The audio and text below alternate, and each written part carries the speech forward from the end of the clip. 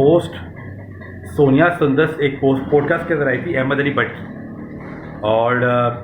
जिसमें उन्होंने काफ़ी बातें की, काफ़ी टॉपिक्स पे उन्होंने डिस्कशन की। एक बात पे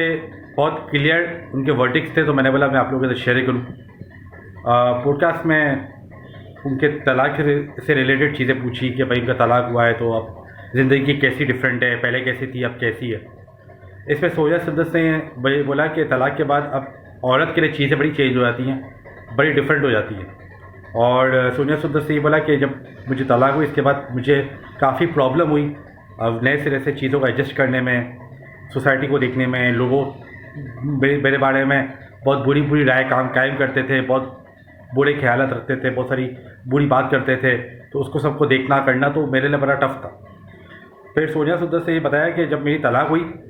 तो इसके बाद मैं एक कॉफ़ी शॉप में गई एक अपने कुलीग के साथ, और हम लोग काम के सिलसिले में कोई डिस्कशन करनी थी, कोई मीटिंग करनी थी, तो हम लोग कॉफ़ी शॉप में गए। अब सोनिया सुंदर से बोला कि मैं वेट कर रही थी कॉफ़ी शॉप में, तो मुझे बड़ा अजीब सा लग रहा था क्योंकि जो जितने भी मर्द बैठे थे कॉफ़ी शॉप में वो सब मेरी तरफ देख रहे थे, और वो मेरी तरफ गीदड़ों की नज़र से देख रहे थे। ऐसा लग रहा था कि वो मैं कोई गोश्त का लोथरा हूँ, और ये सारे जो मर्द है सारे गीदड़ की तरह मुझे देख रहे थे कि जैसे ही इधर उधर हो और वो लोग मुझे नोच लें, वो लोग मुझे खा जाए, वो लोग मुझे पकड़ लें, झपट लें। ये सोनिया सुंदर ने बोला।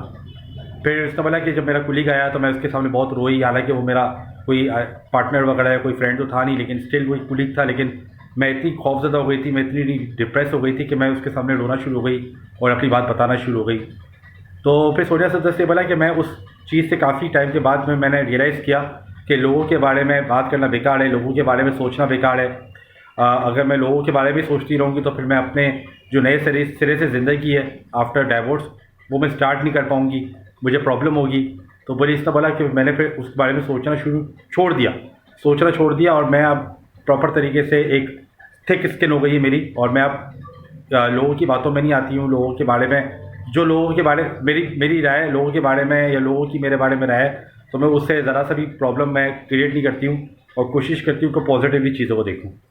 फिर उसने ये भी बोला कि नेपोटिज्म मेरी जो होस्टिंग इंडस्ट्री है उसके अंदर इतना नहीं है, लेकिन जो एक्टिंग इंडस्ट्री है उसके अंदर नेपोटिज्म भी बहुत ज़्यादा है। आपने ऐसा किया है कि आपको कास्ट करें या आपको इस प्रोग्राम में लें या आपको ये प्रोजेक्ट दें, आपने ऐसा किया है। और चाय की ऑफ़र करते हैं, चाय पीने का बोलते हैं, ठीक है कि भाई एक चाय तो चलेगी, अगर आपने चाय नहीं पी तो क्या काम,